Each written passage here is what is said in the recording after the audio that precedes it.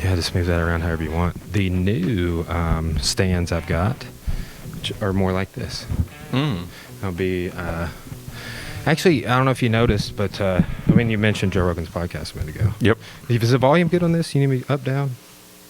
You hear me okay? Can you little up? Little up. Okay. I did turn it down the other day. Yep. Had a guy on Sunday. I haven't uploaded yet, but brain tumor survivor.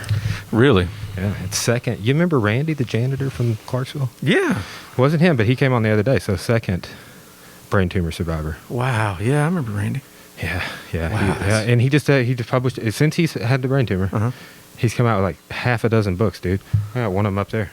Oh my God. That's why I had him on. I'm like, tell me the whole story. Like That blows my mind, dude. Yeah. Well, bro, it's good to see you. Good to see you again, man. It has been a while. I know, man. I just well, we were texting, and I was like, it's just been weird to like to initiate hangouts with people. Like, I've still done podcasts. I've only done about half a dozen in the studio, though, or so. A lot of them are digital Zoom appearances, which... I saw that, yeah. With a lot of the local people, I did a local historian, but it was because Cora got quarantined. We were going to do it in the studio, but I just almost exclusively, since we utilized on, we're doing podcasts outside the network. Yeah, I saw. Yeah. Which was good. Everybody was bored. But I just kind of neglected my local audience a little bit, my local bros. But man, it's the diversity of how people are dealing with this is odd. In terms of it's divided. Not scared about it. Yeah, completely divided. I'm sick of it. Yeah, truly. Yeah, not as sick as some. Yeah, you've been there. Yeah, you know, one of my students asked me today. Because they had just heard some things about Cora. They knew because I had to teach from the studio for a week. But when Cora got it, they were like, how's her recovery, exercise routine and stuff? And I was like, dude, it's good. But like, there was a week after she stopped showing symptoms when she was out of quarantine that like any exercise or anything was like overwhelming. She would fatigue, feel exhausted, maybe even anxiety. So not cool. You know, COVID is really... the knife. You don't die from a knife getting stuck in you. And I'm quoting Charlie White off of YouTube here, but you don't die from a knife being stuck in you. You die from what the knife does. Think about it. And it's all the other things that come along with it. You know? It's all the other symptoms. It's all the other diseases that get opened up because of it. The permanent damage. Yeah. I mean, yeah, I think we talked about this, but Maynard's post-COVID... autoimmune. He had some autoimmune problems come up with, let me see, he had some rheumatoid issues. Yeah. So let me tell you about the drug that he's taken. Because I don't know if you remember, I've at least told you about it, but about 6 years ago, I had a hernia repair. Right? Here at St. Mary's, I go in. And they put basically this foreign object in your body, mesh. Right? Oh, yeah. And it threw my immune system super out of whack. It's possible I got exposed to like they theorized, the dermatologist theorized it could have been maybe a exposure to like a super strain of strep, like the strep that gets on the outside. But I got this autoimmune disorder that like manifests on 90% of my body, these little teardrop looking like sores. It was like they called it guttate psoriasis. Right. But we tried everything. I tried everything at the GP, then at the dermatologist. I took Z-Packs. I took all of these different things. This probably wiped out all of my ability to fight anything. Well, then it finally just goes away. I was trying steroid creams. They tried everything. It finally just essentially went away. Like sometimes in the winter, and that's not even what it looked like. That's just like looks like a dry skin. So this was an autoimmune response from your body. Yes, but then as a last resort, like it just went away. But like before it went away, they were like, "We're gonna put you on methotrexate," and that's the same. Oh, okay. That's the same med that Maynard's taken. Okay. And when he told me, or he didn't tell me, when he told Joe Rogan that he's taking it, and when I heard that, I was like, holy shit, this is a cancer drug. Mm-hmm. And I'm just grateful that it went away, but more grateful that I didn't have to take that drug he's taking, because I was reading deep into it because I wanted to know what the side effects are. I mean, like, I learned a ton, and I think that the immune system issues went away. I was drinking all these teas and herbs and roots, and like, man, I was going. I had this big approach that an herb guy helped me put together, Mr. Dean, and it finally went away. But like, I was like, I don't want to get those methotrexate injections. But yeah, so crazy. It's a scary thing. I guess I should start off by saying that I'm John Warren. John Warren, Niyama is one. Multi-time offender. Multi-time offender, man. Mi compadre. Bro. Dude, how long we known each other? 2005-ish, I think is when I first started reaching out to you. Brian, man, he's my compadre. My heart. Mi corazón. my old friend. We've been around. Been through a lot. Yeah. So I'm a musician, artist, poet, chef, mixologist, jackass of all trades, master of a couple. Lover of cats and ferrets. Lover of cats, ferrets, animal lover, rescuer of cats. It's my big thing now. Rescue cats. Crazy cat dude. Man, talent has gotten me so far in life. I've made hundreds of dollars here in Arkansas. Yeah. Man, I've been teaching Arkansas history now for a few semesters. I think it's my third semester.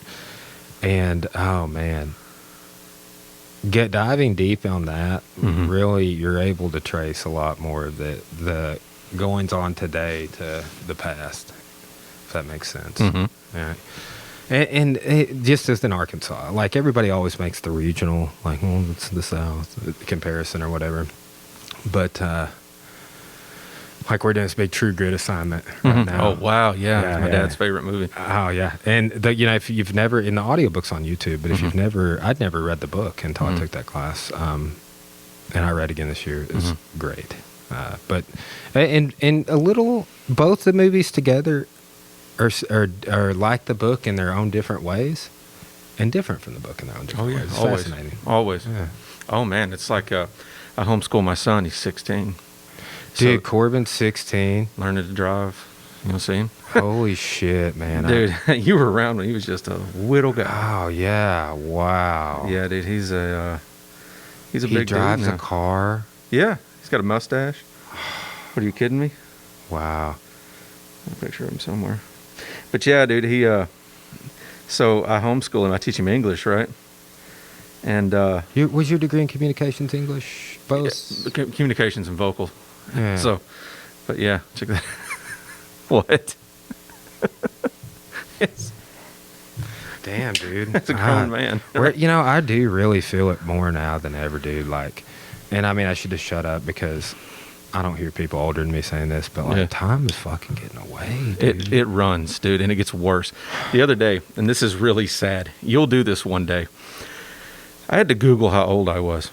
I'm not joking. I had to ask I've been Siri. forgetting. Like when I was forgot. 32, 33, and I'm 33 now, so it's like just like that's what I mean. It's like, and then too, like I noticed this when in my 20s, I'd say things like, "Oh, that was 10 years ago," but shit, dude, now it's 20. Now I'm talking about shit that happened 20 years ago. It gets worse. It gets worse. Yeah, dude, you're 37? That's right. Yeah, Yeah, I didn't. okay. My mom came over and she was like, I was telling somebody the other day, I got a 36-year-old son. I said, Mom, I'm 37. She goes, how the hell did that happen? I'm like, you're telling me I lost a year somewhere. But you know what? People, we all lost a year. We just lost the last year, It's going to be at least a year. It's probably going to be longer than that. Yeah. Hell yeah. I 18 months. think it's a long ways from over, but I wonder if by next winter we'll be in the clear. There's not going to ever be a clear, in my opinion. This is just a new form. This is a new thing. This is a new way of life. But, I mean, what's an opinion worth? Several people have speculated that when Biden takes the office, which I think it's going to happen. Yeah. That he will institute a federal mask mandate. Maybe he will. But that's I've heard a lot of people buzzing about that. I did talk to a political scientist. He says he doesn't think that'll happen. He says that he thinks the formality of the states kind of dealing with it in their own way, but that's proved to be a fuck show. Like, you know what I'm saying? It's so stupid too. How did it become political? I mean, I get it. Election year. Civil liberties have nothing to do with, oh God, here it comes, seatbelts. But yeah, I hate seatbelt laws. But I understand them too. Yeah. And I understand speed laws and things like that. What I hate is the criminalization of it. Right. Like, I came in here ranting the other morning because I've gotten a seatbelt ticket before. Yeah, I have too. And I have too. One time, and when he got to the car, I was like, bro, I'm wearing my seatbelt. He's like, you put it on. You put it on. And I was That's like, what happened to me I was too. like, do you have 20/20 vision? Like, I was just super pissed. I was a poor college student. Yeah. But, yeah. That's so funny, dude. But I was... So I was coming to the gym from the house. You know, the house is off this way, and I'm in the lane closest to like Clarksville, Right. And I passed in this unmarked like a Suburban or Yukon, something like that, Right. And it pulls out and does that illegal lane change to get in the lane over by me, and like goes around behind my bumper when it does it. And you technically have to pull in the closest lane and use your signal. That's the law.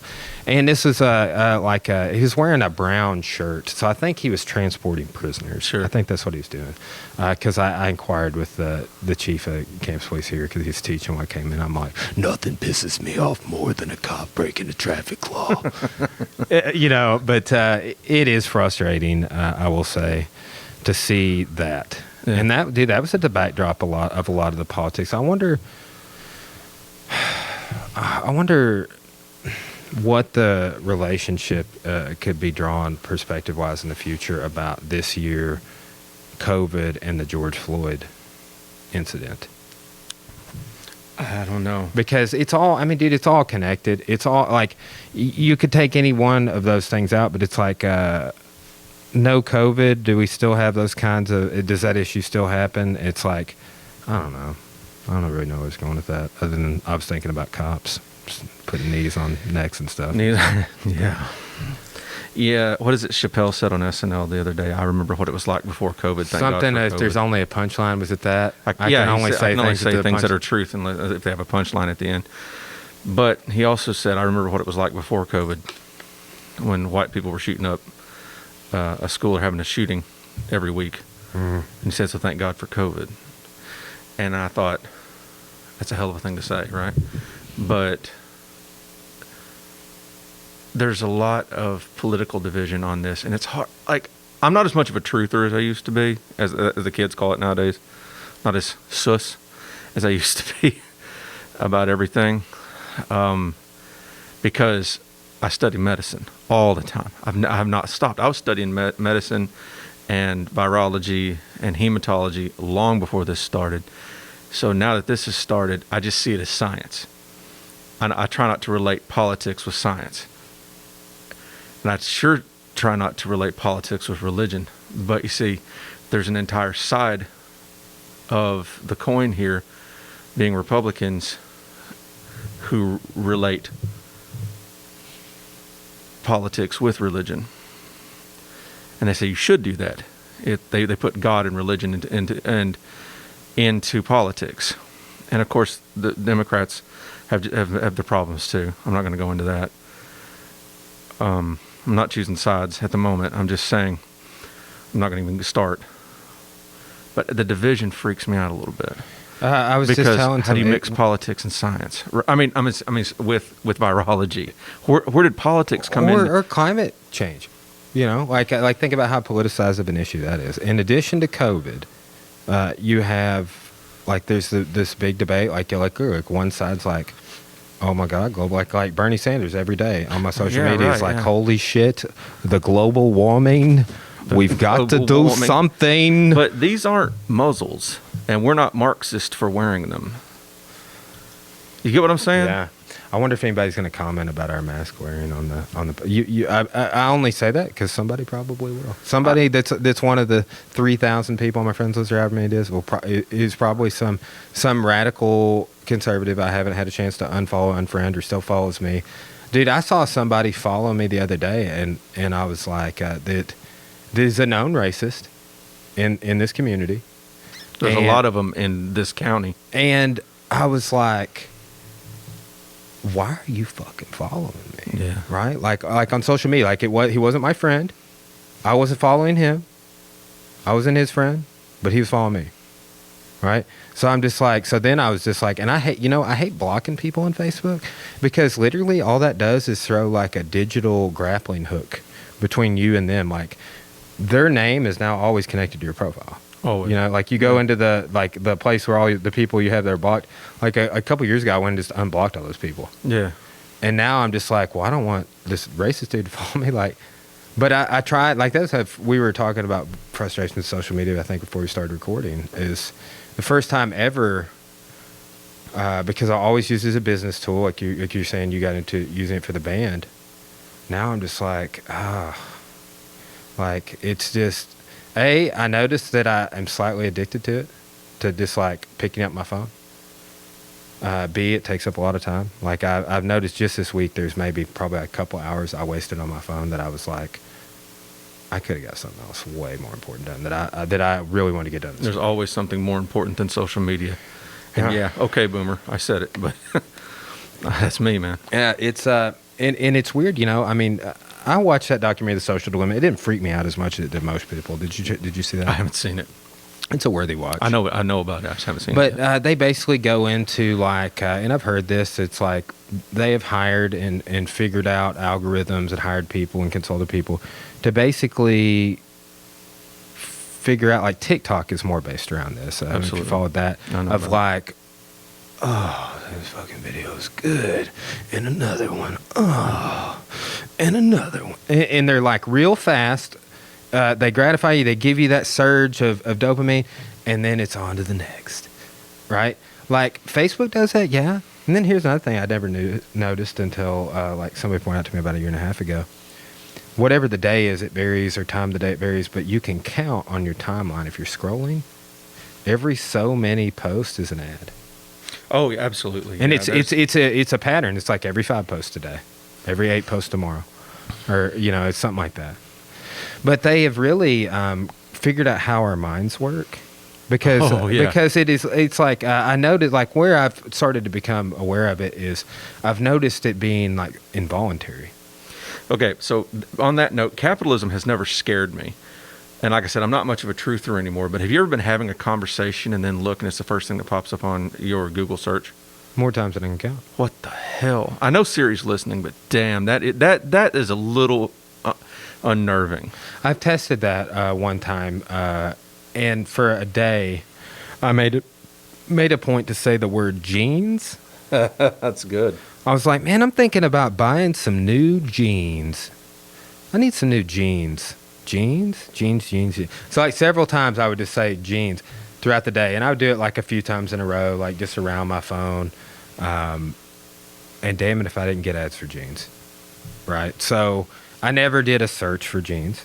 Like in the number of instances it's been something like that. And then too, Cora, like a while back was looking at something Mm-hmm. and she kind of decided not to go with it, and then she started getting ads again. Like I'm talking like weeks later. They're like, hey, we noticed you hadn't made that purchase. Are you going to? So it's like, it's weird how they target you. And I could not. What's weird is when I go on Amazon and I'm looking at like cables or microphones or whatever, right? And thinking about getting something for the studio is what it most commonly is. And I come back later on Facebook, and I go on Facebook, and the Amazon ad is on Facebook. So it's just like... That's where the big money's being made right there. Yeah. The big money. Man, the real checks are getting made right there. I want to see, like, I was thinking about this. I was lecturing on the Supreme Court when it's like first getting going. It's like, I want to, basically about when judicial review became a thing. Correct. Right? And I was like, when cyber law like really starts to become a thing, or like we're going to look at this as like that momentous of a change of like when Those things will never be illegal. Those things will be above the law. Laws will be made underneath those things. do you think that social media, that we should extend free speech to social media? Oh, man. You know, as an artist, God, this is going to bite me in the ass. But as an artist, I've always stuck behind free speech. I've voted for free speech. I've voted against people I really supported just in the name of free speech. Mm-hmm. But nowadays, I'm getting sick of free speech. Bro, follow me on Parler. Have you been charting that? Not much. Parler? I'm sorry, like, man. okay, so like everybody that's upset, and this is generalization, so it's a little fallacious. Everybody that's upset about this election thing that's on the conservative side has gone over this other social media site called Parler that's like no censorship, but dude, you go on there and it's like the most hateful shit. Right. So that's what I'm saying. You see, that's why I'm tired of social media, is it gives voices to the most ignorant human beings on earth. It gives them the power to project moronic and hateful thought. YouTube is the most disgusting platform, and we're all on it 24 hours a day. I've got almost 1,000 videos on there. Right. Yeah. And I mean, truthers would be like, well, man, that's why it's red. It's that side. All right, no. I mean, I'm not trying to betruth it. I'm just telling you the truth. My truth is that I'm scared to death of the amount of free speech at this point because it's gone overboard. And yes, that's a thing. No, that's what they're saying Parler is. It's like that. What everybody's saying. What it's the an hell? echo chamber, you know. 4chan, dude. I mean, I don't want to get on there and look at pictures of murder and animal abuse, and people are like, "Oh, dude, it's free speech." Is it? Is it really? Like, and people are like, well, if you take away complete freedom of speech with social media, what you'll get is only the rich getting free speech, or only the hyper intelligent getting free speech. Yeah, maybe so. It is, you know, I see both sides, honestly. Like, we're not quite to a place where, because I think they tried this initially, and I noticed mistakes being made all the time. Like, I would get shit flagged that shouldn't have been flagged. It's like, right, yeah. But AI is not to a place. Lex, you know, if you've ever listened to a guy named Lex Friedman, yeah, he's been on a bunch of podcasts. He has a podcast, and I just became aware of him. I never listened to him on Joe. He's been on it 6 times or something. I'm still on the first episode. AI, MIT expert. And AI and algorithms are just not there. So human beings have to do it. Right. And just like we're seeing with Joe Rogan move over to Spotify, human beings get pissed about this political shit that we're trying to understand. Yeah. And like, so so Joe Rogan's shit is still on YouTube. Yeah. He still puts new episodes on YouTube. But they were like, oh, $100 million deal over here on Spotify. We'll never censor you. You can have Alex Jones on. Yeah. You know. And then the Spotify employees are like, we had this person on that's transphobic. He had this Alex Jones back on. It's like a revolt inside that company. So it's like, you know, okay, well, they're a company. They can do what they want. Like, you remember when the wedding cake for the gay couple. Yeah, yeah. Right? Some people refusing to do it. Yeah, like, I remember that. It's something like that where it's like, well, you know, they can choose who they make the cake for. It's like we've had similar debates around civil rights. Right? It's like, well, you can just let whoever you want into your restaurant. Mm-hmm. Well, I only want to let white people in. Mm-hmm. Right? Then it became this other thing to where it's, oh, okay, we're segregated now, big time. But so like polarization and echo chambers being created on these like this Parler site are like a result of the limiting. So it's like it furthered, I don't know if that site's going to take off or whatever, but the amount of people I see going over to it, and I haven't logged in, but people have shown me screenshots of the shit that they're saying in there. And there's some,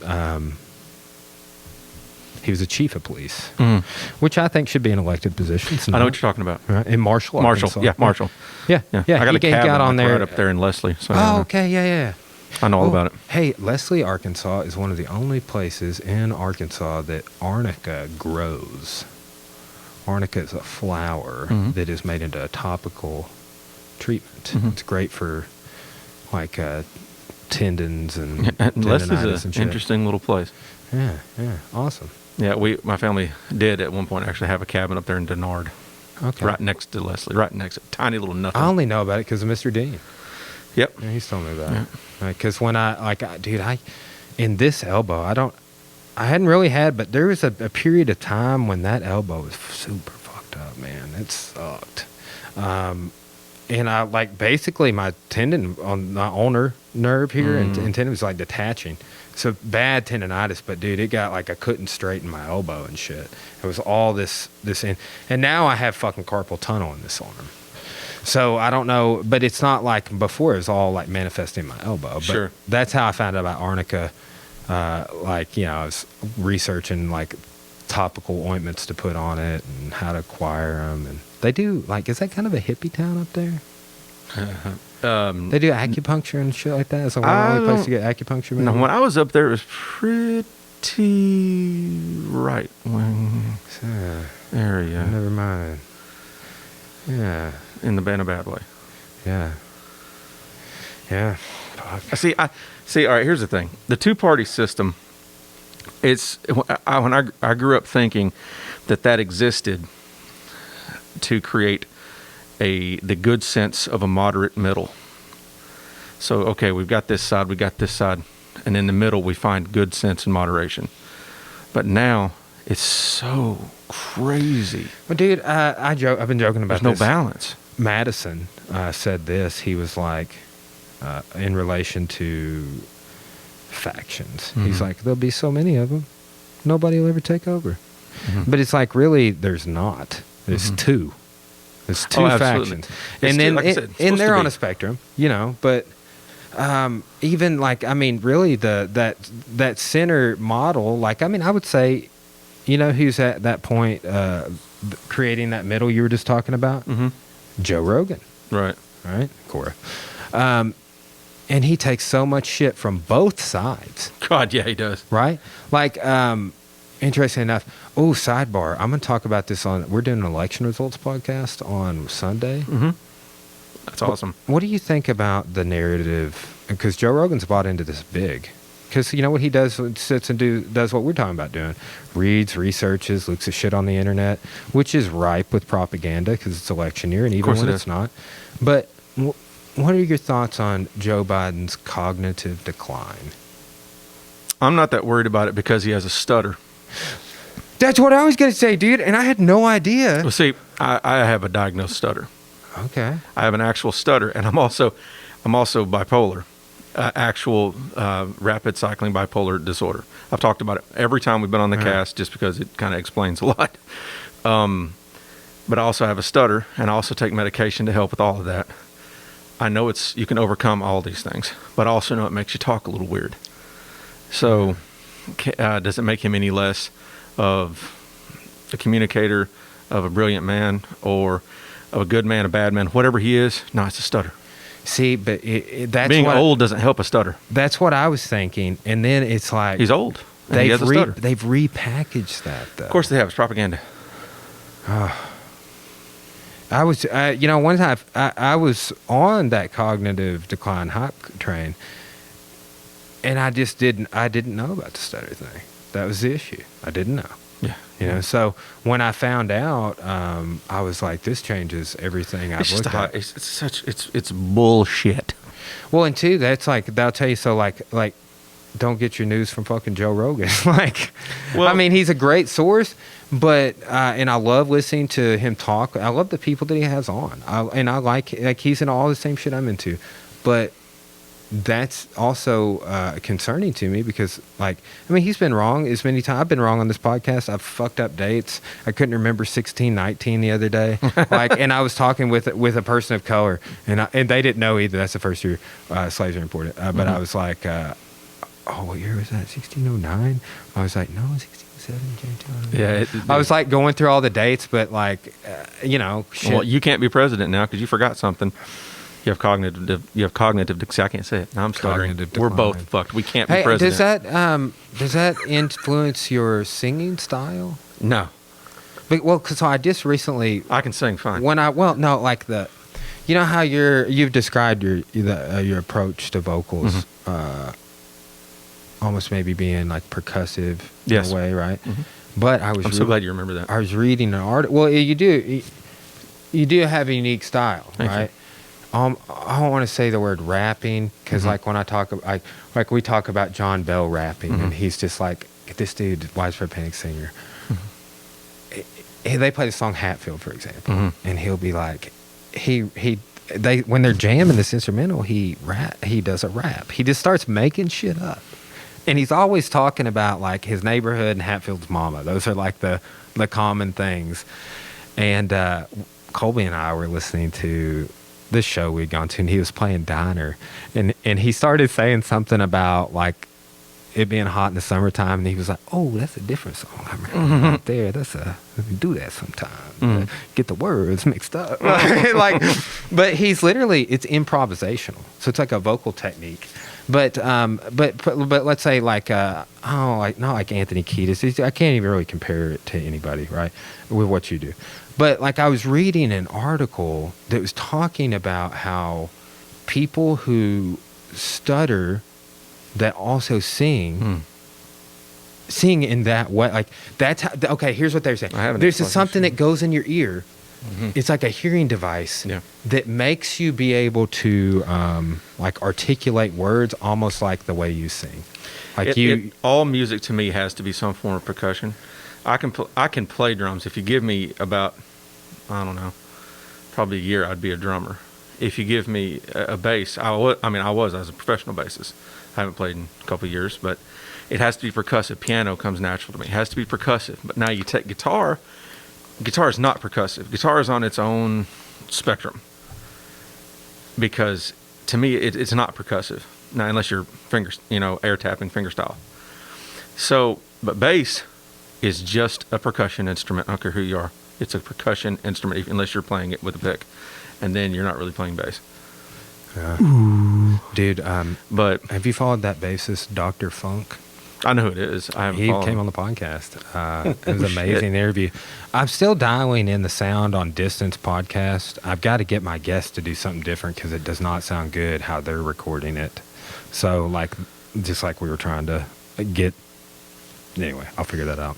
You ever heard of the old country singer Mel Tillis from Branson? It wasn't from Branson, but he was. I don't know. You ever seen that movie Cannonball Run? Oh, I'm really pulling out oldies here. Mel Tillis had a stutter, and he could sing fine, but he had a big time stutter. But mine's not like really bad. My parents wouldn't even say I have one because Did you ever do like speech therapy or anything when you're growing up? No, I didn't really have to. It's not that bad. It's really just when I get upset, and then it's very, very, very obvious. Like bad. Yeah, well, and then, okay, so let's circle back to Joe Biden. Like when you get upset, or like I would say, like, let's think about like the situations that dude's been in on the campaign trail. It's a pandemic. There's vast division in the country. He's campaigning. People are saying all this shit. He's getting put on the spot about his cognitive decline, accused of sexual assault.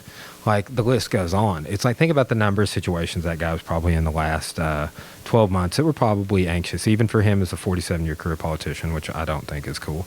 But it's like, yeah, okay, so he could have had some gaffes. He could have had some slip-ups and been nervous and stuttered. Like, because, think about it, he's in front of tons of people on stage. Even though he didn't have tons of large rallies and shit like Trump did, he still was constantly giving interviews, I feel like, right? I mean, I saw him over the last several months a ton on my phone, on TV, etc. So, I can definitely, like, man, once I found out that he was a lifelong stutterer, it changed everything. But then, too, you got to, like, say to his campaign, like, they didn't do a good job informing us that he was a lifelong stutterer.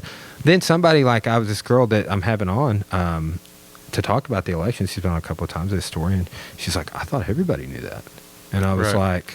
Well, then I had this one conservative fellow was like, but do you really want a stutterer to be the next president and not be able to give a speech? I was, what? I mean, it doesn't bother me at all. Like, that's why would it? Non-inclusive, right? Of that guy. It's such a stupid thing.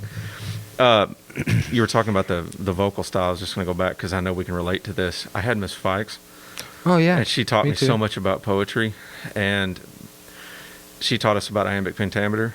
Mm-hmm. You know, and that's really the style I've stuck to. And then Miss Ushery, gave me the Geoffrey Chaucer Award, and said that I was a Chaucer style poet, and that was the greatest honor ever. Miss from her. Ushery's still around too, dude. Really? So Miss Fikes, yeah. I want to say Miss Fikes still teaching. She had cancer a few years ago, and got over it. Man, I don't know. I haven't heard him. I don't know. I remember Miss Fikes would always sneak out by the gym and smoke a cigarette. Yeah, man. It was like we all knew it. It was like a scandal. It's like, it'd be like, man, I wonder if Miss Fikes is smoking. Dude, speaking of, I was telling you about the living vegetarian. I stopped at the gas station this morning. This is so off subject. They got plant-based cigarettes now. Oh my gosh. Marlboro. Were we talking one time? What is about Marlboro Greens? Yeah, this was a plant-based menthol. Wow. And I was like, oh, that's exciting. Plant-based. What were they before? Have you ever smoked cigarettes? I did when I was about 18 to 20. Yeah, dude, man, I was rocking real skinny, and I had I used to roll the sleeve with the cigarette thing up in the sleeve, real douchey. You remember those days? Yeah, I do. Yeah, man. Pack of cigs up here. And it's up just here in the arm with the biceps. Fortunately, when I started training martial arts, and Marlboro I was rolling, I did Marlboro Reds, and then I would also smoke clove cigarettes. Like me and you. DeJoram Blacks. Yeah, man, dude. Bro. Yeah, we used to smoke that those was all the us. time. DeJoram Blacks. That was us. Oh, dude. Yeah. Those are the days. Those are good. They used to pop and crackle when you... Didn't we do... Would you also do like Black and Milds or something? No, I didn't do a lot of Black and Milds. I did the little peach flavored cigarillos. Oh, okay, yeah. That's what I'm thinking. Or they were peach and orange and stuff like that. Usually it was just Marlboro Reds and Jarums. We should smoke when that was cool. A cigar in here sometime. I don't know. Back when that was cool. Now everybody just vapes. Periodically, dude, I don't vape or anything. I sure don't, man. I'm just not. Yeah, I have my medical card. Do you? Yeah. You got luck. I don't have a. We have a. What are the places called? Dispensary. Dispensary. Yeah, we got in Clarksville. One right in Clarksville. Yeah. Where's it at? Okay, Nightlight. Yeah. Right across the street. Across, so like on that same side of the interstate. Right there, like it's right by Nightlight. Wow. Yeah. There's a new forestry building that Asia's going to work at. It's right next to it. It's a huge neighborhood right behind there. That's wild. Yeah, it's right there. There's one. Like an armed guard. Oh, yeah. Morrilton has one with an armed guard, and it looks like a...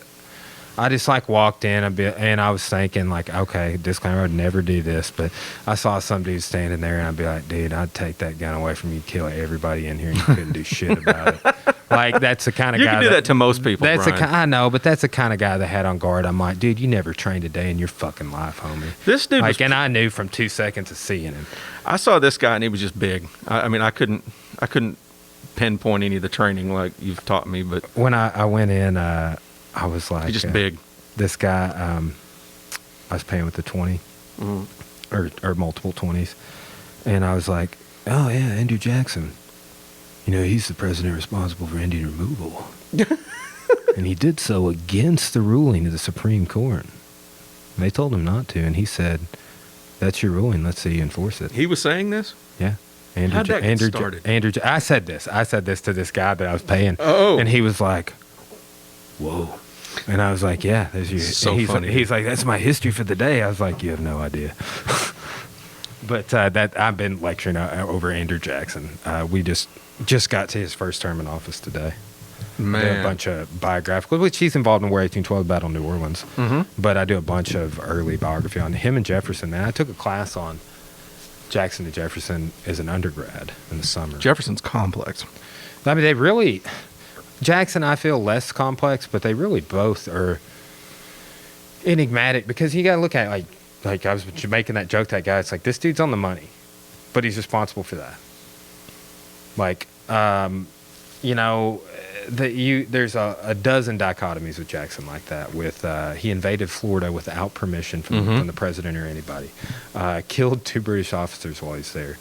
His involvement in the Creek War in the Southeastern War, 1812. The Battle of New Orleans. Like, people would desert because they didn't have any supplies and everything. He'd execute them. His own American soldiers. Your muzzle's not working. Which one? Your muzzle. Yeah. You're saying plenty of stuff. Yeah. I'll do it. Oops. Yeah. When Corey and I went to Branson a while back, and we had our mask on because, like, everywhere was super, like, limit on how many people could be in the store and et cetera. And we're, like, kissing with our mask on. Yeah. Like, Dude. Oh. I'm just so tired of people saying, it's just the flu's just as bad. What? Here's something that I have observed, and, like, not to get confused with that line of thought, but here is one thing I noticed that is puzzling to me. All right, 3 years ago I had the flu, ish, something like that. Yeah, 3 or 4 me too. years ago. Me too. It was rough. I had 105 fever. Yeah, me too.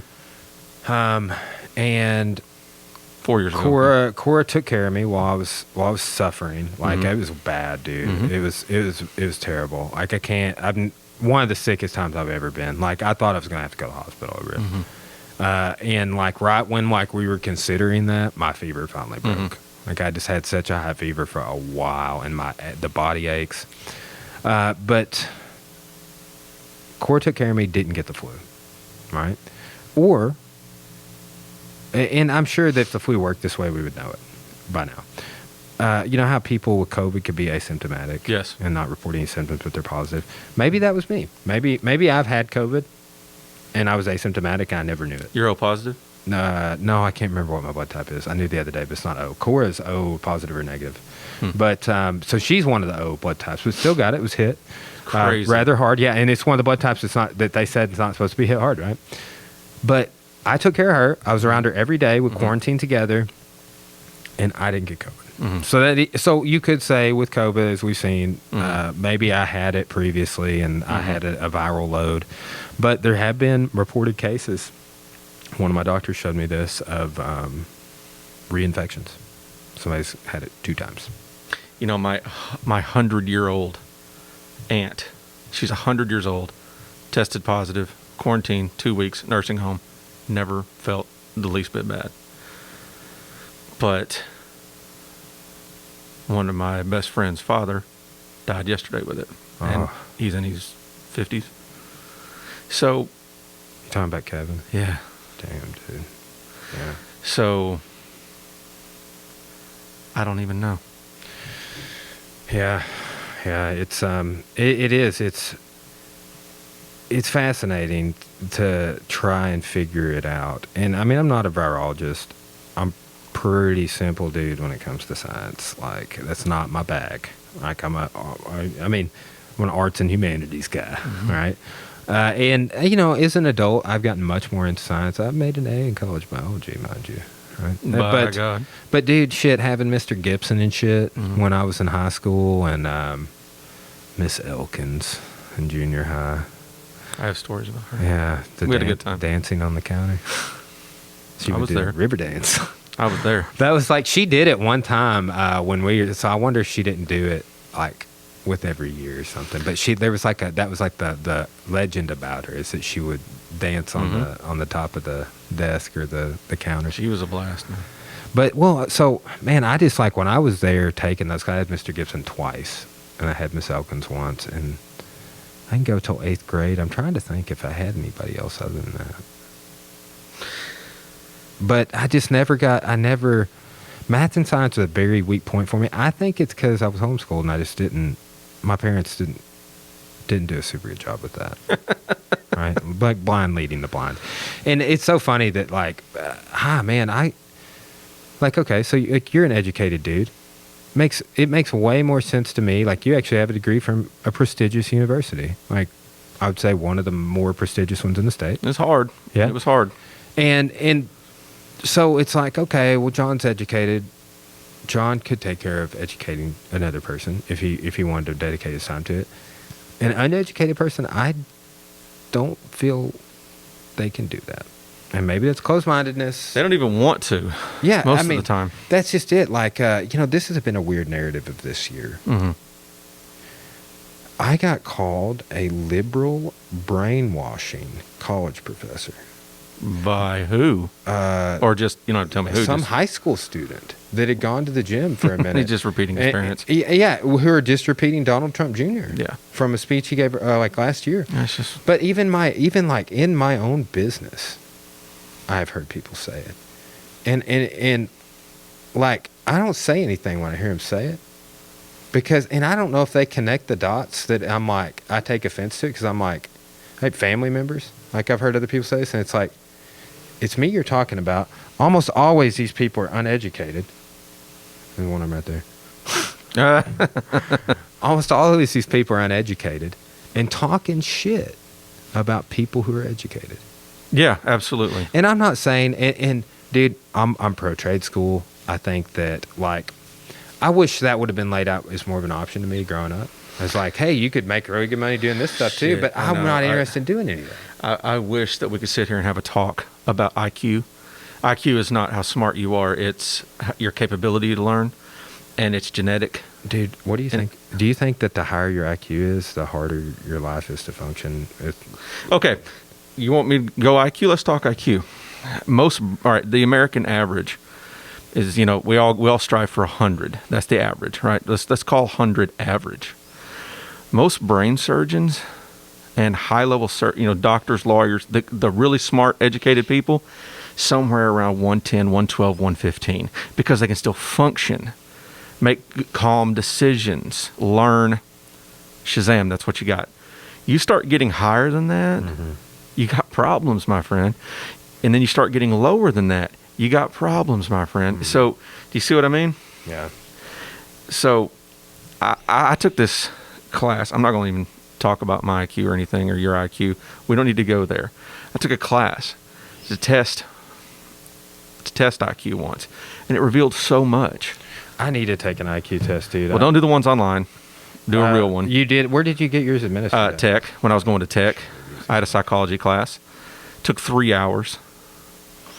Yeah, okay. Also got the highest anger scores in Arkansas, but that's another story. This was years ago. But I really would like to take one because it reveals a lot, and it helps you figure out that you're capable, but also incapable of a lot of things. I didn't know that at the time. Yeah, it is. It's counterintuitive. But I've had at least one psychologist tell me, they're like, you have a high IQ. Yeah, you do. But when you do, it means you're capable of anything. What it really means is that you could pick up a French horn and figure it out in a few weeks. Whereas other people would just be like, what the? You know what I mean? But that's okay. Yeah. But that's good. Because a high IQ is not the people who get shit done. They're the people who sit at home, get fat, and die. Because their knowledge is absolute misery. Yeah, dude. Unless you can channel it. Let me even channel it. So let me like this is something I've really you'd say struggled with over the last 3 or 4 years. So think about this. So like maybe a great way to describe it would be like existential anxiety. So like all I pretty much dabble in is learning about terrible shit that happened, or people that are no longer living, who were awesome at the time, but they're not around anymore. Like, it's just like constantly looking into the past as a historian and constantly reading about it. And then also, like, I just always loop it back through this, like, existential filter about, like, the Egyptians, they believed in this one set of deities for, like, 3,000 years. And now we believed in this other deity, Messiah thing going on for another couple of thousand years. And over there in Mesopotamia, I was just about to say the Mesopotamians. And go further on the Asian continent. It's like it's let's do some ancient Sumerian right here. Let's do dude. So I've been I've been working on this quite a bit. I'm gonna do a big Egypt Unraveled podcast. They just released a new documentary about Egypt on Oh, the Netflix. Saqqara tomb. Oh my God! It was good. It was pretty good. Did you I haven't watch the seen whole it thing? yet. I haven't It's seen it. I just heard about it. Asia saw it. My girlfriend. yeah, it's pretty good. Is it good? It's mind blowing. I love seeing the excavation and stuff. Some of the people digging and talking on there, I'm like, you got any more Egyptologists in that documentary? Like, but I've been on this. I'll recommend my favorite Egyptologist to you. I've emailed back and forth about trying to get him on the podcast. He said he would come on, but we have not settled a time. And we're like 2 weeks between communication. Like, I'll email him anyway. Bob Breyer. Mm-hmm. His 2 great courses on Audible, and then both those great courses are also on YouTube. Mm-hmm. And he's got a 3rd great course on YouTube over hieroglyphs. He teaches you how to translate and write in hieroglyphs. How incredible! That's incredible. And okay, so this is further. Truly, he's a mummification expert. Wow. He's in 1994 he performed a mummification on a human cadaver. All right? God. And here's the thing: all of this shit that he's doing, the longer history of ancient Egypt great courses he did, he's got a lot of the same stuff that he has in some of his other books and stuff. But I watch all of his documentaries on YouTube from over the years. Like, they're all on there in some form or another. You got to kind of dig around to get to him. But this dude's incredible, and he doesn't just do Egypt. He does he does one where he explores the historicity of the 3 kings and the Jesus birth story. Wow. Yeah, like, this dude's just incredible, just something else. And did you had Bush? So you went to? Did you ever have David Krieger for a class? I did not. I had Charlie Bush. Yeah, he has pancreatic cancer. Oh, damn. Yeah. I didn't know that. Yeah, it's he's doing good though. I only know his wife has posted about it a little bit, but That's a horrifying a couple of disease. people told me about it because they know that I was That's what Trebek died of, wasn't it? just 2 days ago. Shit. That's what Patrick Swayze died Patrick of. Swayze, dude. Mikey Hauser, you could just see his hair. You might even be able to see it because of TV. And that Cora ducked in and put a print over there. It's a Mikey Hauser Oh, my God. print she laid on top of the fridge. My favorite guitar player. That's how he had his guitar, dude. That's not how I tell he's usually set up. But, like, they did a run for, like, a couple years like this. They don't even make them this way anymore. But, it's wow. it's an interesting little setup. And, yeah, he died of pancreatic cancer. Patrick Swayze, that's another one that I always bring up. Alec Trebek. We had a friend who went to high school with his stepdad, who, like, raised him his whole life, had a long, drawn-out battle with it. All right, but It's a horrifying disease. There's so many out there. yeah, it's what sucks is it's I've been reading about it, and there's virtually no way to detect it early, is what I understand, and that's part of why it's I want to say the 2nd deadliest cancer. Lung. Oh, Is 15% chance survival rate on lung cancer. I can't remember what the other one was. And cancer scares me to death, dude. Yeah. I've got a friend with Lou Gehrig's disease. Fuck. Yeah. One of my ex-girlfriends died of breast cancer. Like, you're getting your mid-30s, man. You start just losing everybody. I said that to somebody last year. This jiu-jitsu black belt that I knew and trained with a fair amount over the years. I hadn't trained with him in several years, but he'd kind of isolated, like didn't really train with people in Arkansas and shit anymore. Like, just kind of put himself off on an island or something. Like, it was weird because I used to be around him all the time, and he they stopped coming to shit. Like, and I hooked up with another team that this is politics and shit went on. But when he died, my mind was blown. Mm-hmm. I was like I didn't hold any, like, ill will towards the dude or anything. Like, as a matter of fact, I was like kind of pissy about not getting to train with him anymore because of whatever reason why that dude didn't want to train with anybody on our team. Right? Because he's kind of under my coach and got his black belt from my coach, and then went to train with this Brazilian that was like under an association that's going to get his rank from that guy now. Right? But when he died, I said something to a friend of mine about it, and I was like, "Damn, dude, how crazy is that? Fuck, can't believe it." And he's like, "Well, we're just at that age." And I was No, just that's what I was like, about to say. Yeah, You know? he's like, "This is going to happen a lot more often." He's like, he's a little older than you. This guy's talking to, but yeah, You know, my friend Kyle, my drummer, you know, when COVID was happening, he said, "I'm not going to run around living my life in fear." And I was like, "Fuck, buddy, think about it. We already do." yeah. I mean, every time you go to the doctor from now on, you got to worry about when he checks your neck. Bro, he's checking for lymphoma. Not just, he's checking for, he's checking your glands. He's checking your thyroid for thyroid cancer. He's I had a checking friend your of mine had his lungs. thyroid fucking removed. You don't have to smoke to get lung cancer. He's gonna. You got to start worrying about prostate cancer at 35. You know how many men get prostate cancer? Flip a coin. Maybe it was prostate. I'm One thinking out of 2 men get prostate cancer. And if you don't get prostate cancer, you're going to get prostatitis, which your prostate's going to swell up so big that the pain from it alone, there's like 15% of men that have it kill themselves just from the pain. Yeah. I mean, there's so many colorectal cancer, horrifying. There's so many terrible diseases. Enjoy your life. Yeah. Enjoy your life. We already do live in fear. Well, and it's so I was reading something recently. We don't need this too. This is just one more safety precaution. And you know, see what I mean? It's just one more. That's just one more thing. And that's you're talking about the flu earlier. I had the flu 3 years ago. Got hospitalized. Had 104 temperature. Heart rate was out of control. But then I went home. I was better. Nothing happened. I was fine. I got better. You got better. With COVID, there are follow-up problems. That's the difference, man. I was reading about mental illness being a Let's just follow-up go. problem for people who have COVID. No shit. But okay, so the follow-up, I was going to make this a point a second ago. Cognitive issues that never go away. Yeah. Brain fog. Yeah, people. People like back on, like we're talking about how people are politicizing things.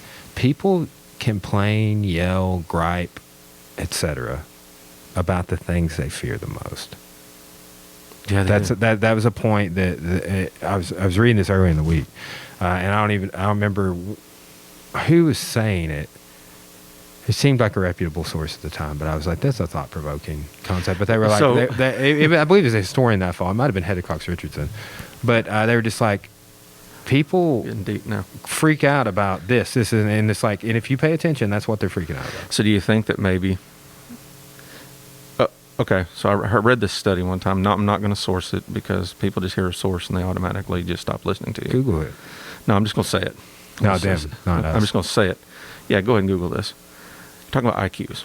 I read that Democrats had higher IQs than conservatives. So, when it makes sense, because conservatives conserve because they're afraid of change. Okay, lower IQ, conserve, afraid of change. So maybe you're right. Maybe they're afraid of the disease because they don't understand it. So maybe they're lashing out at what they don't understand. So they're just angry. I'm not going to wear a mask. You see what I mean? Mm-hmm. Angry. See, that's very, very judgmental and very mean and a very terrible thing for me to say. I ponder if what you're saying correlates to IQ. And maybe I just called. I think I might have just called Republicans stupid, and I'm sorry, but I'm just wondering if that's the correlation. Well, dude, here's dirty. Here's the thing. There are I know some very highly educated, dirty liberal, intelligent, conservative people. There are, man. By God, there are. But I will say this. Most of the uneducated people that you cannot give actual facts to, they're often uneducated. That's exactly what I'm saying. And I don't even want to draw a link really between education and IQ, but there isn't one. Not completely. It's not 100%. It's very fascinating to me in that regard about that though, because haven't you met some of the most uneducated people with high IQs before? Yeah, the main thing that I've yes, think about sure. it. that on the Civil War topic this year, like I've learned a lot about the Civil War this year, but in doing that, like I'm like, anytime I learn something, I start talking to people like you about it, and I'm like, dude, I found this out. Oh my God, I read the secession letters. Like, oh my God, like, and then I start getting into the myths around it, or how, like, oftentimes uneducated people view the Confederacy in the South, or it's very interesting. Like, I had somebody tell me that the Civil War was fought over taxation, and that slaves had it better here than they would have in Africa. Oh, shit. Yeah. And I was just like, have you ever, what I said to this person, like, have you ever read a book on the Civil War?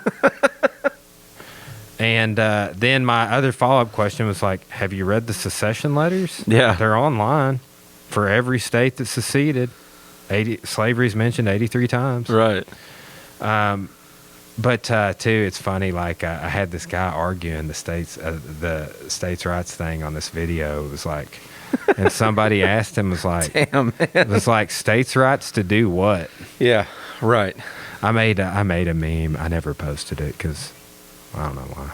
But it was like, It's your muzzle. the Leo memes where he's Yeah. from Oh, yeah. Django. Yeah. Yeah.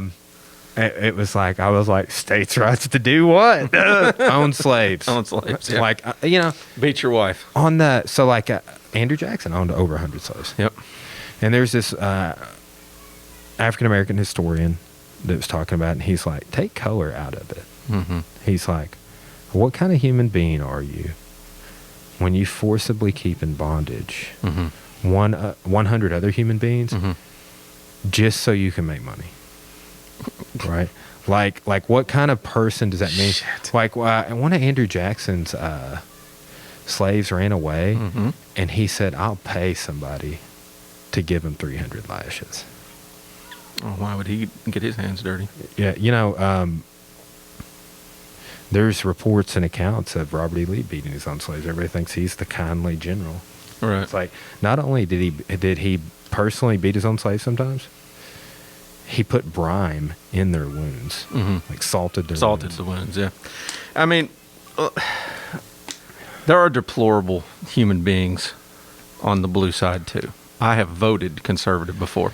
There are deplorable people on both sides, but I don't want to end up demonizing we might red as hard as I do. More generally speaking, we might be talking about some I would say this would be an extreme comparison, but this is the best way to describe it. There's evil in the world. Right. I don't understand it. I understand that it manifests itself through human beings, though, and that there are evil human beings. And I think a racist human being's an evil motherfucker. Evil as it gets. And, you the thing is, what gets thrown in my face every time about what I'm saying to you, what I've been saying to you as well, you must be a baby killer. Oh, yeah. I've been seeing a ton about abortion the last few days. Every time. Or with in vitro. How in vitro really works. You want to talk about in vitro? How does it work? Explain it to me. Okay, so, I can tell you the way that a conservative threw it in my face. He said, so they're going to take some sperm, they're going to take some eggs, and they're going to $90,000. They're going to mix her up. Actually, what they're actually going to do is make about 50 embryos, get the best one, insert it into mama, and flush the rest down the toilet. Yeah, allegedly. But with stem cell, they can take those embryos, make regenerative tissue with each one of them. I need some of that for my shoulder. Everyone does. It's now, and them witch doctors, they call them down there in Panama, are doing that. Dude, I'm staring down the barrel of a shoulder surgery, and I think stem cells would help, but dude, they're so fucking expensive. Regrowing human tissue, regenerative human tissue, or flush them down the toilet. A true abortion abolitionist would say, well, all of it is murder. It shouldn't happen. That God and only God creates pregnancy. Yeah. I've heard a lot of conservatives say that. Exactly. So it's just another form of morning after, or it's just another form of abortion. The morning it's after just pill, another yeah. form of abortion. You're just flushing babies down the toilet. When does it become a baby? You know, and then I got, you know, a wonderful guy, but he's a super Democrat. He comes to me and he goes, you know, a baby's just an animal until 3 months old, technically. So there's that train of thought. Mentally, they're just animals. What the fuck? It's a weird way to justify things. So, and then you take the concept of, you know, we go through animal stages. You know, we're in the belly, in the womb. We go through fish, amphibian, feline at one point. That's where Joaquin got his hair lip, they say. So, you know, that's why cats are 98% human genome, if I'm going to get weird with you. So, you really wonder, you know, so really, are we an animal until 3 months old? So, I don't know. Like I said, this is a deep dive. So, I don't know. Are we for killing 49 babies out of 50? Dude, here's what I'm for. To save human lives. And I don't want, what's so interesting is how we keep talking about how conservatives review things. But really what I'm for is not telling you what to fucking do. Right. Right? Yeah. And there's some complexities there because I often think like about this part on the abortion conversation. Because that's an issue that I struggle with a little bit. Because, I don't think that we should be telling women what they should do with their body. Absolutely. Like, I get that a lot. But I do think I'm like, well, if Cora got raped and got pregnant. I have a lot to say about that. I often wonder how I would view that. And I know damn well how I'd view it. How exactly? You get a fucking abortion. Yeah. That's how I kind of... I'm sorry, I got strong feelings on that. Yeah. I mean, that's... Okay, so like... I don't give a shit what conservatives, Democrats, I don't care what they say. And that's if I had the power to choose. But you see, I don't. Exactly. So she does whatever she wants. Yeah. But if she wants one, then God, get it. So, flip side of that coin. Say I was to knock Cora up, which I've been trying super hard. It hasn't worked yet. My mom would hate hearing you say that word. She thinks that's a curse word, knocking up. Dude, I was thinking when you said abortion earlier, I was thinking about the movie Knocked Up, where Jonah Hill goes, rhymes with smushmorshman. Smushmorshman. But I often too think about like, well, okay, so what if I got Cora pregnant? Yes, sir. And then we separated. Yep. And then she was like, fuck you, I'm getting an abortion. Right. I would be sad about that. You'd be disgusted. Yeah, you would. So it's like, that's how complex of an issue it is. It's like the rape, that side of the equation, and then telling women not to do their body, which I don't think and it's interesting to me that the conservative side of the argument is like abortion's bad, but are telling women what to do with their body when that's kind of counterintuitive to the conservative philosophy. Telling people what to do, getting government involved in sanctioning and being involved in your life. But it's like, really, it's like, honestly, we have a conservative government in Russellville. Yeah, fucking right. Dude, Russellville, I mean, when the chief of police switched out in Russellville, how many white supremacists got taken down when that whole thing went down? Oh my God. Yeah. I think we got a new one recently too. Exactly. Like you go a little bit north, isn't it? Or Hector? Jesus, I'm not trying to alienate your listeners. Hector's out there, yeah. I don't go there very often. I've been there. I bought those bongos from a place in Hector. I'm just saying, Hector's pretty vanilla. Yeah, for sure. Like, okay, here's a crazy story about Hector, because my, who I'm wearing a guitar, taking the guitar lessons from, he lives out in Hector, and he is not a conservative dude. Wow. He's like us. Yeah. He lived in Denver. Like, he's been all over. So he can read. Yeah, that's good. He's one of the greatest guitar players I've ever listened to. Like in terms of what he does and knows, that's and awesome. How he conveys it. That's awesome. As a matter of fact, when Ryan Harmon came in here to perform and podcast, I was like, "Hey, this is Paul, my guitar teacher. He's running sound." And Ryan's like 25 or 26 or something. He was like, "Are you the Paul? Like the guitar teacher?" And he's like, "I've heard about you." like that. When I started playing guitar, everybody told me I needed to learn from you. I was like, yeah, I got this dude out of retirement, like, just so I could learn from him, because I did always want to learn from him. But he lives out in Hector, and when there was all this stuff going on about, we're going to go protect Southern monuments of the Confederacy that were put up during the Civil Rights Movement by members of the Klan, and shit like that. Like, they're like, oh, we're gonna go do this. We're gonna go. Oh, they're having a march for equality. We're gonna go break out our ARs and stand there. You know, the BLM came to Clarksville. I marched it. You were there? I was there. I marched. I'm so glad you did. I just live streamed it on the podcast page. Got a bunch. I remember a bunch of hateful comments. I woke up a couple weeks ago. See, I've been in a hole, dude. And somebody, I screenshotted it because if I ever see this person trying to get a job, I'm going to give them to their employer.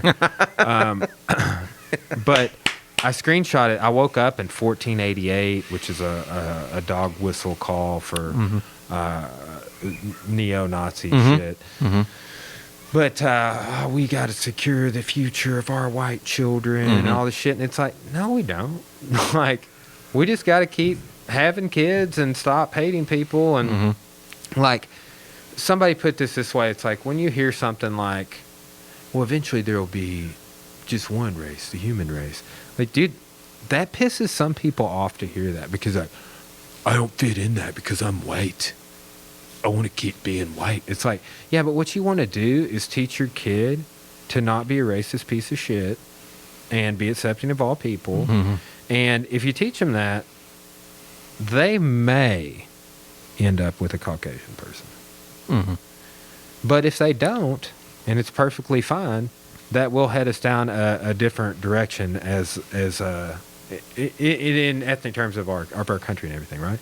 And that was the point. Is like our pigment is not, it might not even be a thing for another 100 years. The way that globalization is taking in migration and things on a scale like we haven't seen in interracial marrying and things. And I remember when I was growing up, people I talked with, I had the organizer, Wesley Foster, he came on the podcast actually of that rally. Right? Oh, okay. Yeah. After the rally, I hit him up. I was like, dude, you want to come talk about racism? Oh, that's awesome. I've been living in a hole, dude. I'm so glad. Dude, it's good. I'm just, what we should do, bro, is we should just keep bullshitting for like another however long, and just do those other podcasts like next week and week after. Okay. Like that, right? I got to get my I need to hook that tiny box into that big box and figure out how to make the stuff go from that box to that box without recording it. So I will tell you this too. Last time we recorded the Fear Inoculum album review, like, the mic picked it up through the headphone and flagged it on YouTube. It did? Like I'm talking like, they're like, we heard this for 14 seconds. Don't ever make money off of it. Only us can make money off of it. Like, it was, they're like, we heard you listen to Fear Inoculum. Oh my God, they did get you. Yeah. So, and two, when I uploaded it and it said like, it was like Fear Inoculum review of John Warren or something like that, the algorithm may have picked up on the title. Because they pick up on, I do know that they scan the title and the first 2 lines of your description to see what it's about, to see if they want to like distribute it more or. Well, we'll just have to run it through the old earphones. Yeah, we will, and but even doing it that way, it caught it a little bit. But I think we'll be fine. We can dial it in. Right? I've got 15 minutes. I just found out I got to go pick up my cat from the vet. No worries. Yeah. You got your cat up here? No, I got my cat at the vet in Clarksville. Yeah. He's got diabetes. Damn, pancreas. Yeah.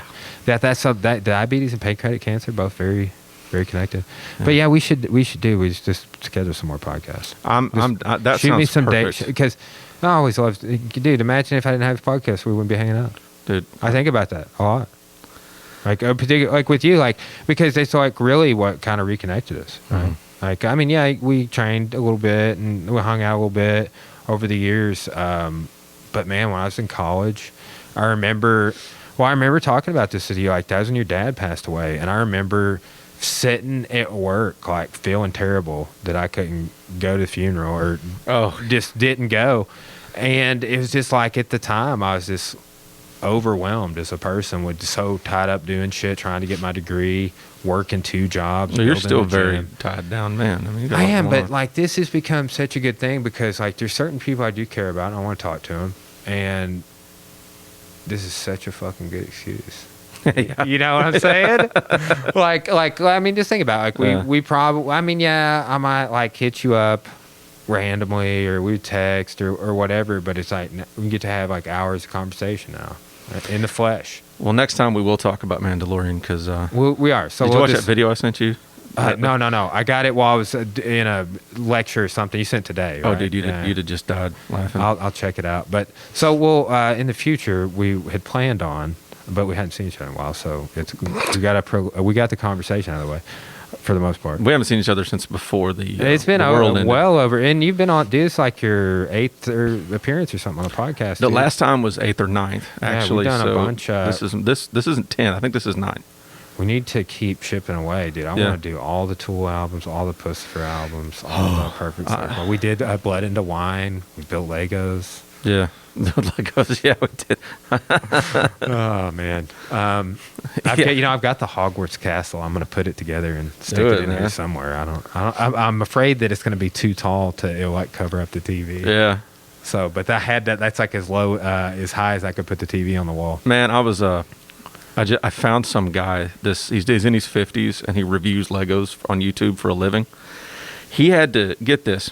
He said his 90% of his watchers, his viewers, are dudes in their 40s and 50s and late 30s. Dude, but the thing is, 10% of them are kids. And just because of the horrible things people say, he had to disable his comments for those kids. And he's like, that's such a pity that people can't just talk about wholesome content wholesomely. Have you been getting...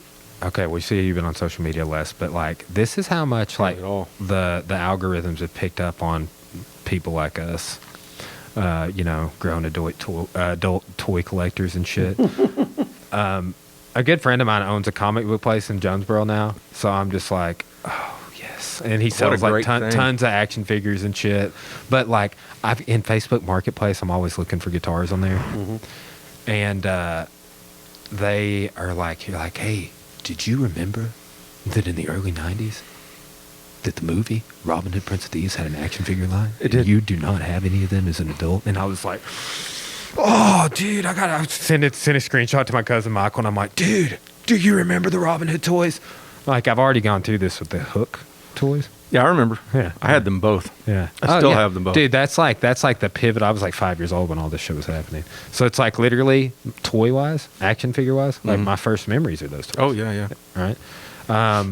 That for sure. But the big treehouse that came with the Robin Hood toys was literally just a repurposed Ewok treehouse.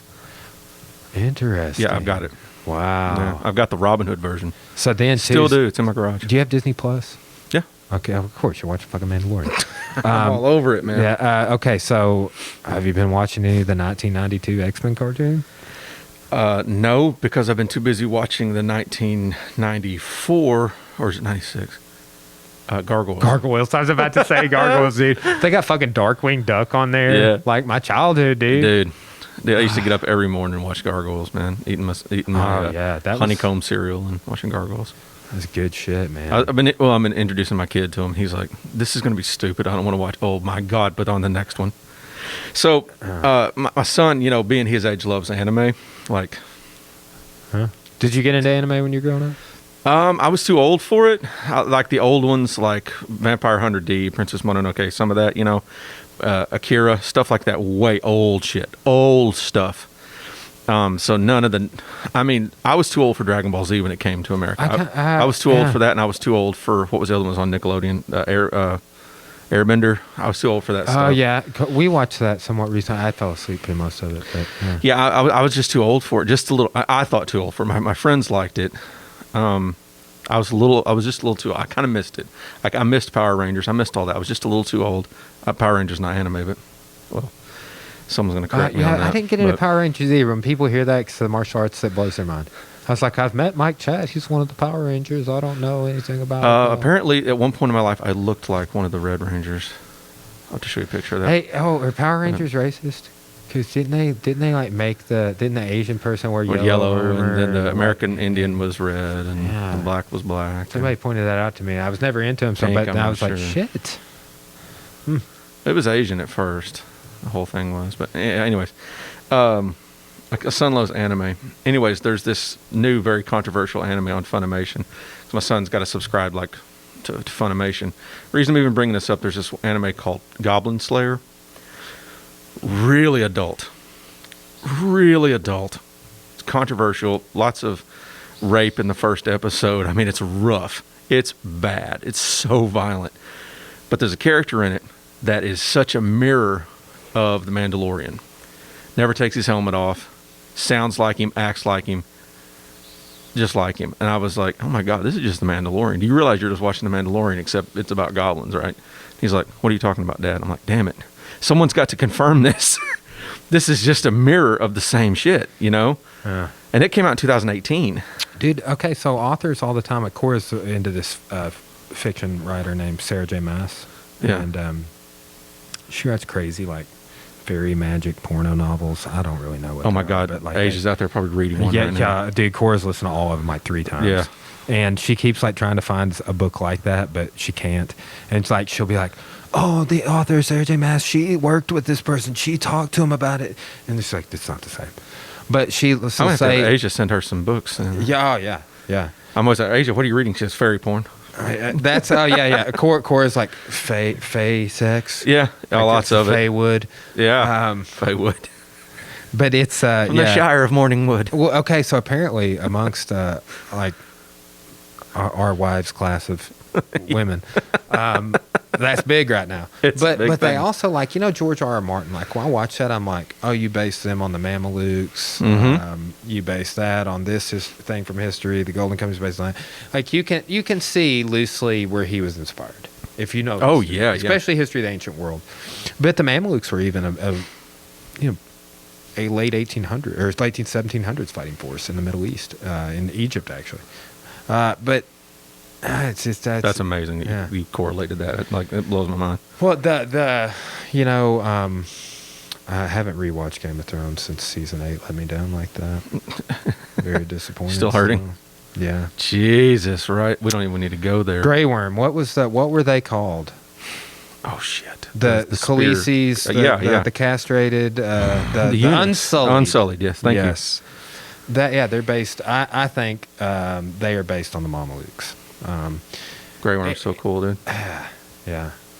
His fighting style was so beautiful.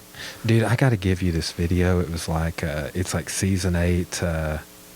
It's like it's this guy. It's like a meeting. He's like, it's the pitch. It's the season 8 pitch meeting. He's like, and then this happens, and blah blah. And it's the other guy is like him, like dressed differently. He's like, why'd you do that? And he's like, I don't know. And then they just go on to the next one. And he's like, and then this happens. And then you know how this Jamie and Brienne of Tarth and this. And he's like, oh yeah, we've been working on that one since the beginning. And it's like, he's just going to go back to Cersei and die in her arms. And you know what? He's going to say, fuck everybody before it happens. He's like, huh, why'd you do that? And he's like, I don't know. And he's like, oh, we just didn't have enough time. He's like, but we could give you more time. He's like, we don't need it. But it's the pitch meeting for Game of Thrones season 8. It's fucking hilarious, dude. Yeah, good shit. That's amazing, dude. That's amazing. I'll check out that Mandalorian video after we wrap it up. But you got to go get your cat, dude. I tell you what, let me text you, and that way that we have a back and forth going about setting the next date. Yeah, I'm down for anything. I mean, this early, I'm good to go. Okay, yeah. I'm and working sorry, I had to tomorrow, move. so- I had to move this an hour forward. Dude, that means nothing. I didn't Absolutely have nothing to when me. we had scheduled already, and then I scheduled something else. I normally go to this appointment on Friday, but ended up being at Sweet. ended up being today. Not to Veterans Day. We're off today, so Oh, cool. it was nothing. Yeah, well, just shoot me back. Just text you. Just shoot Yep. me back a day. This time, like Monday, Wednesday, Friday, all 3 really good. Friday for me. works too? Yeah, Friday works. Friday's ideal. I do teach a kids class at 4:30. Okay. After the end of the year, I won't be teaching that anymore. Okay. So that's like Monday, Wednesday, Friday is when I typically like to do casts. So Friday would be good. Okay. It's Thanksgiving holidays coming up, Christmas break. If you have any days off around then, I'm Oh. down anytime you want to cast, dude. Now, I'm rolling the blog out for the podcast in 2021. The blog. Yeah. That's amazing. Yeah, so I'm 83 books, I believe, for this year.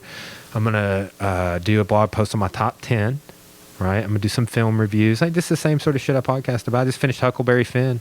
And I hadn't just heard the read it. N-word so many times in my life. Dude, I just read it. You just read it too? Yeah. I just read it with Corbin. I just taught it. Go watch the Elijah Wood film. It's on Disney Plus. Yeah, it's it is. great. I've He narrated seen it. The audiobook I was listening to, Elijah Wood did. What? No, I read it. I've never heard the N-word so many times. Yeah, but you it's just said, over 200 times. Jesus. Like, that's why they did it as just a shock factor to the kids. But man, Corbin was just like looking at me like, oh my So God. Mark Twain, I dichotomous character here. He tried to pay for the first African American to go to Yale. Right. oh man. So, but he, like, honestly, like, as a tale of a runaway slave, the attention to detail historically. Do you remember the part where the slave Jim is like the other slaves found him and hid him in the woods? Yeah. I just gave a whole lecture over that. Really? In Arkansas history, like that. Really? That is like how true he was. Yeah. To the plight of the slaves and how Uh-huh. they like that. That was a true historical thing where he's like, "Oh, come with me, boy. I'm gonna show you these cottonmouths. You ain't never seen them before." And he has Huck Finn follow him into this swamp where he's gonna show him. He's going, "I'm gonna see more cottonmouths you ever seen." And he takes him through a cane break, and then there's Jim. Just Jim, yeah. And I love like how when he was going to get uppity and leave, how Huck was like, "Jim, you're not gonna leave. You can't run off. How dare you?" He was like really upset with him because he's heard of a lot of bad things in his life, but a slave actually having the gall to leave. It's interesting too. I think if you view that story through the eyes of the kid, Yeah. or the kids. Yeah. I did Tom Sawyer too. In the last That's a month. whole different thing. Yeah. So, but yeah, man. And then too, so you remember the Jonathan Taylor Thomas Yeah. and what's her name? Rachel Lee Cook. Mhm. She's a little, I saw that in theaters when I was like 7 years old, dude. But that's on Disney Plus too. Dude, Rachel Lee Cook was a thing. So what I want all to of do, us. yeah, Laney Boggs, dude, she's all that. What I want to do is do a comparison to those films I was talking about Yeah. in the novels Yeah. in history. Man, Right? the movies are so much shorter than the They book. are, but that's our way of telling it in a more acceptable way. Oh yeah, they Like, you know, Huckleberry Finn's a banned book. Well, of course it is. So, because Yeah. how could they? Yeah. Well, and you got to think about it. Like, I get it, even though it's like past its time and getting its point across, because that's like the racial issues then are different. In You see, Corbin's school, he goes to Connections Academy, which is it's quite a prestigious homeschool situation. It really is. But they have been very much pushing a non-racist, very powerful narrative for the kids. Very anti-racist narrative. We read about Rosa Parks. We read about everything wonderful for the kids. I can't think of her name now. But anyways, but one of the parents, several of the parents actually, have already written in saying that it's, what was it, liberal brainwashing. yeah, Again. yeah, the equality really irritates people when you talk that about it. damn equality. Yeah, it's interesting. I feel like Mark Twain was writing that for a unique audience. Now, I want to explore this in a writing project. Like, I do plan on doing a blog about it, but That sounds great. but I do think that we just dialed it back because, well, here's what I was going to say a second ago. Imagine being a young person of color, like we were in Miss Fikes' class. Right. Like, I mean, it's like To Kill a Mockingbird. They've gone after that book, and I read that in Miss Fikes' class. I read it again this year. Yeah, they had Corbin's class reading it last year. Yeah. And I'm so glad they're having them do that. well, and then too, so like this, the whole that part of the story and how commonly African American men were accused of raping white women. I mean, Emmett Till's story. Oh, you whistled at a white woman, little boy, you get killed now. You get thrown in the river. Mhm. And people are going to be shooting your sign that we put up for you in 2013. All right? It's just been a wild time. Did you do 12 Angry Men? That one wasn't racist, but No. I'm doing 12 Years a Slave. that's we're doing a film podcast over Thurman Storian and Julie and I. Free State of Jones. No, we should though. We should do that one. It'd be worth it. It It's is. good. It's a good one. It's good. We're doing Glory, and 12 Years a Slave. Glory, that's a next. tearjerker, man. We did Gettysburg and Gods and Generals. Okay. Gone with the Wind and Birth of a Nation. Cadence. Charlie Sheen. Oh, yeah. It's not the same. It's not the same. No, but- Martin Sheen. Martin Sheen plays. Are you talking about Platoon? Well, that's fantastic. But Yeah. no, I'm talking about the one with. In Gettysburg, Martin Sheen plays. This is not the same thing, but Okay. it was about a black troop. But I think Charlie Sheen was in it, and Okay, Matthew. Was it Gloria and Matthew Broderick? yes, but I'm Okay. talking about Cadence. I think that's what it was called. Sound of a man working on a chain. I know you've seen it. I know you've seen it. Well, It's not historical though. Never Well, mind. It just came to my head when we were talking about it. be sure you watch Tall Tale before I see you next. It's Tall also, Tale, It's I've seen also Tall on Tale. Disney Plus. There's our full circle on Patrick Swayze. Rest in peace. Oh, Patrick. Yeah, but you singing that? Maybe remember when they're doing Yeah. driving the spikes. Yeah. Yeah. You need. Shit. Yeah. Okay. Yeah, I know you've seen Cadence. That was, I think, the first movie I watched on Disney Plus was Tall Really? Tale. And then I wanted to get on So many eBay and years. buy all the action figures from. They had like action. They had. I remember. You remember when Subway toys were cool? Subway No. used to have some good shit in like their Happy Meal type thing What? for kids. Yeah, and they released a Tall Tale line. I remember having all of them when I was a God. kid. Because remember when Subway before it got shot up was right across from when Morgan's Fashions was there. Yeah. Oh yeah. It was before El Molcajete. Yeah. That's it. That's That was it. Now, Subway, yeah. You remember there's a drive-by shooting there one night. Mhm. Freaking crazy, dude. I remember thinking about that every time I was in there. Like people always about this drive-by shooting here one time. No, that was a thing. I remember I used to go to Subway all the time. Man. That was a thing. Yeah. Remember Tasty Taco? Crazy. Oh, dude. I ate my Taco first salads? taco there ever, dude. Oh, really? Yeah. That was my hangout in high school. Was Yeah. Tasty Taco. Before, back in the Subway before Jared was a pedophile. Right? That's crazy. Get an ambassador for your brand. They turn out to be a total freak. Ugh. Disgusting. Anyway. Well, dude, go get your cat, man. All Let's right. wrap it up and just hit me back on when we want to schedule another I'll be day, here. dude. I'll be back soon, Yeah, man. It was an honor being here. I'd be down to even do it next week if that's not too soon. I'll be here. I don't have any scheduled for right now. I got 2 more this week, and I'm getting some scheduled for next Sure. week. So, I can be here anytime. all right, bro. Good to see you.